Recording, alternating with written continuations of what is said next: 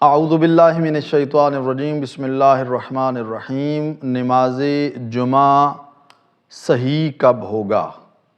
نماز جمعہ کے صحیح ہونے کی تین شرائط ہیں کہ جن سے نماز جمعہ صحیح ہوگا۔ سب سے پہلی شرط یہ ہے کہ نماز جمعہ کے لیے ضروری ہے کہ با جماعت پڑھی جائے۔ اگر فرادہ پڑھیں گے آپ تو نماز جمعہ آپ نہیں پڑھ سکتے۔ دوسری شرط یہ ہے کہ دو جمعوں کے درمیان کم از کم 1 فرسخ کا فاصلہ ہو، تقریباً 5.5 کلومیٹر بنتا ہے۔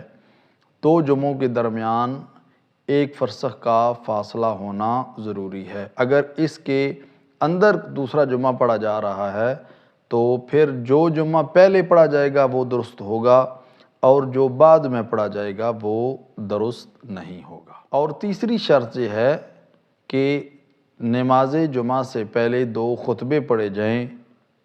ضروری ہے کہ 2 خطبے پڑھے جائیں اور یہ 2 خطبے 2 رکعات کے قائم مقام ہیں، 2 جمعہ کی رکعات اور یہ 2 خطبے مل کر 4 رکعات یعنی بن جاتے ہیں جو ظہر سے کفایت کرتے ہیں۔